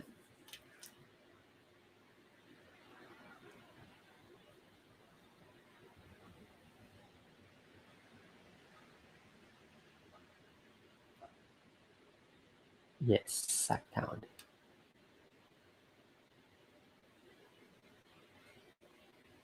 Oh no, I only have 5 minutes left. But yeah, so feel free to comment any more questions you have. So I'm just trying to catch up with all the comments from earlier that I missed. And again, I'll be back tomorrow at 6 p.m. Pacific, which is 10 a.m. in the Philippines. We'll talk about a lot of the different water, not water, dragon-like creatures in the Philippines. And actually, I'm gonna share with you, Kanina. I forgot to share, but from Ate Justine's book, our guest Kanina, her one of my favorite pages in her book is this illustration of a bakunawa, um, imagined by her son in the story, or he's playing, being imaginative, and he imagines bakunawa being in the bathtub. So that's a bakunawa from her book. Um, yeah. So yeah. So tomorrow we'll be talking about bakunawa. There's a lot of questions earlier about bakunawa and other moon-eating creatures or beings, mythological beings, in Philippine mythology and mythologies, and we'll talk more about it tomorrow with Ate Ligaya. And I'll share more about the Kapampangan ones. There's a lot. There's actually a lot of Kapampangan dragon-like creatures in Kapampangan mythology. So I'll share that too. There's actually other more in the other parts of the Philippines. Sorry, I'm still trying to get used to the camera right here and looking at the camera. So shout out Kai. Oh wait, that's the wrong comment. I from Saudi Arabia. Kay AJ Perez. Pabati naman po watching from Saudi Arabia. Thank you for watching. And yes, Jeff Palmer from Texas. Yes, Bakunawa is trending thanks to the Miss Universe Philippines 2021 who used Bakunawa as her national costume in the competition.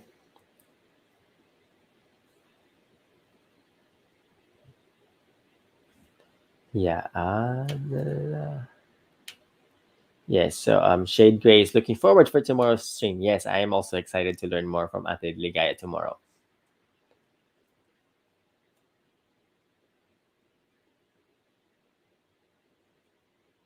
So Karen is also from Balibago in Angeles City.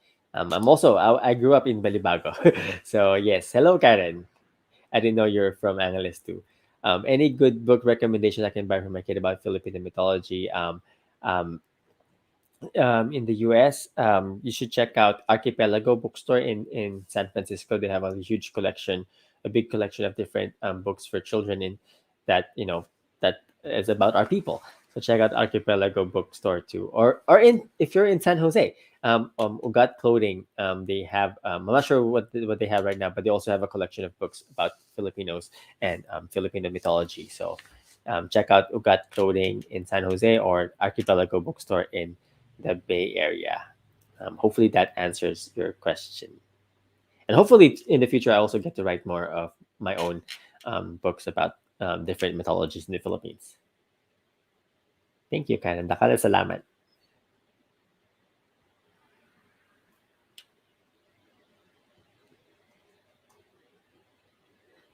Gabriel Gabriel Piho. Thank you for sharing the Philippine culture and mythology through YouTube. Love your videos. Keep up the good work. Thank you, then. Thank you for supporting. I appreciate the support. This is why I do my videos to spread knowledge and understanding about our own roots. Maraming maraming salamat. Oh no, what did I click? Uh,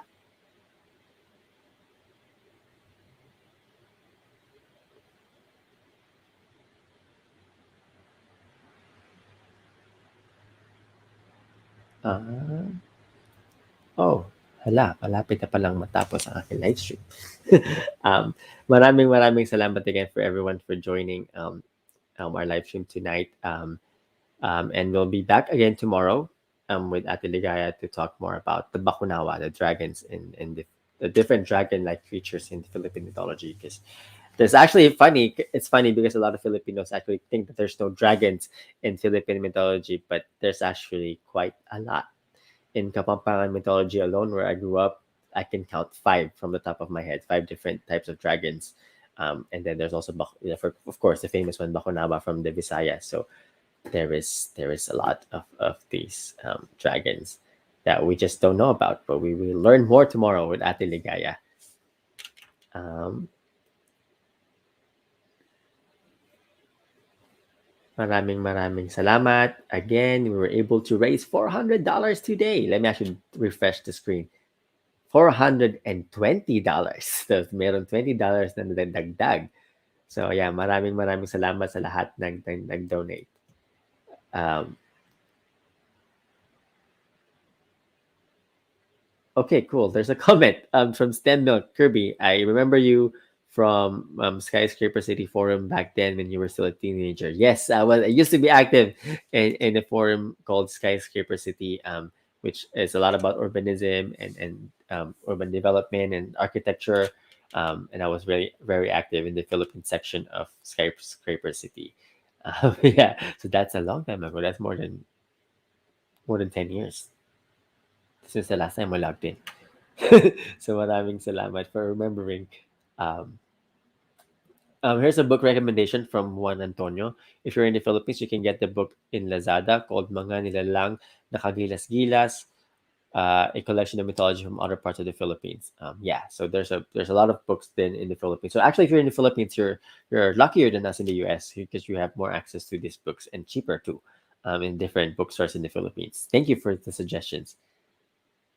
Um, Let me see if I can miss other questions that I want to answer tonight. And if not, we'll talk more tomorrow.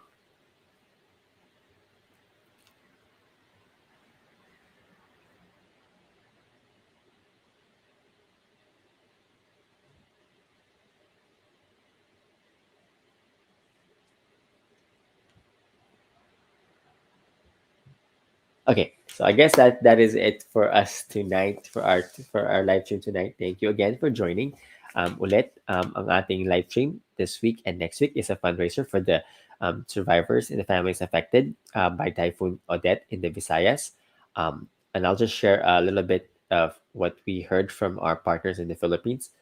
So for those who do not know, I'm part of um, NAFCON USA, an umbrella or an alliance of different organizations and institutions in the U.S.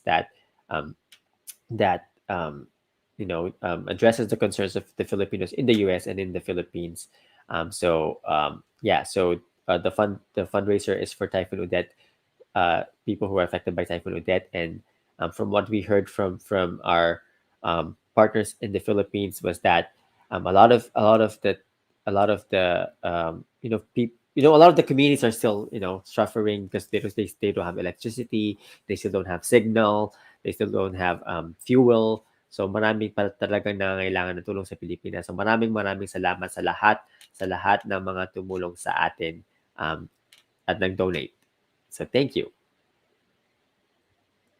Um, Thank you again. I hope this live stream was entertaining and educational to all of you who joined us.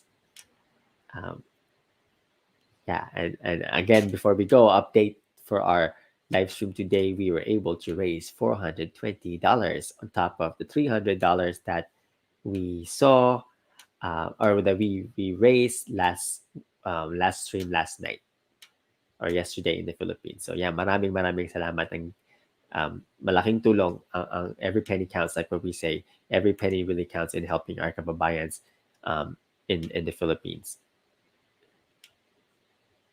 Yeah, so again, for those who want to donate, the donation link is tinyurl.com/2021 typhoons. It's not too late to donate. We're going to be doing the fundraiser even after this live stream. The link is still active, and you can still donate. Yeah, so maraming salamat po sa lahat ng sumali sa ating live stream today. And join us again tomorrow. We'll be talking more about the different dragon-like creatures in the Philippines. Ay, mali yung na-click ko, but starting soon. Dapat pala salamat. Kasi salamat. Yeah, nagka-tech issues.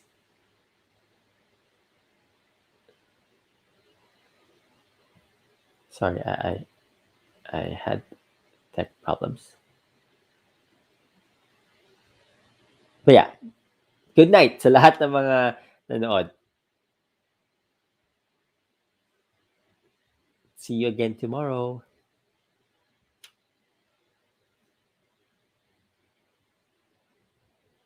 I think I'm lagging. Ayan, so that's this is what I wanted to show earlier, but it wasn't working. But yeah, maraming salamat po sa lahat ng sumali sa atin tonight for this live stream. And join us again tomorrow.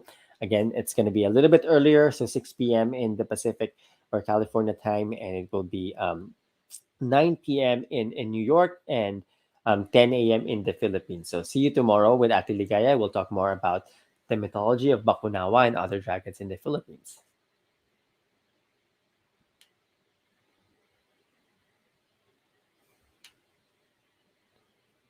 Salamat, everybody. And good night.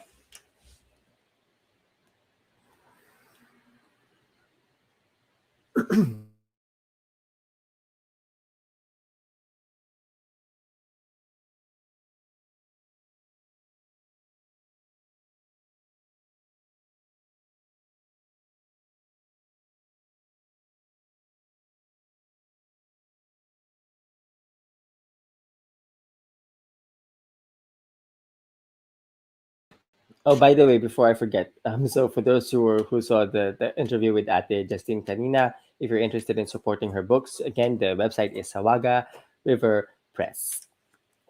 Yeah. And if you're interested in supporting my books, it's kirbyaraullo.com. Let me type it para makita niyo sa screen. Yeah. So for me, it's kirbyaraullo.com. And for Ate Justine's books, you can find it at Sawaga River Press. And yeah, that's it. That's my last pahabol na shoutout or pahabol na na na comment.